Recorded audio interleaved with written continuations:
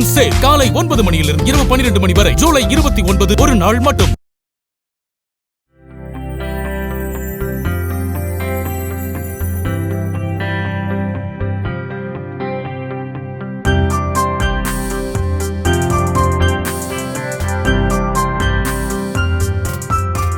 ஆடிப்பெருக்கை முன்னிட்டு உளுந்தூர்பேட்டை வாரச்சந்தையில் ரூபாய் 3 கோடிக்கு மேல் ஆடுகள் விற்பனையானதால் வியாபாரிகள் மகிழ்ச்சி அடைந்தனர். காலை 5 மணிக்கு தொடங்கிய சந்தையில் வெள்ளாடு, செம்மறியாடு என ரகத்திற்கு ஏற்ப 8,000 முதல் 25,000 ரூபாய் வரை ஆடுகள் விற்பனை செய்யப்பட்டன.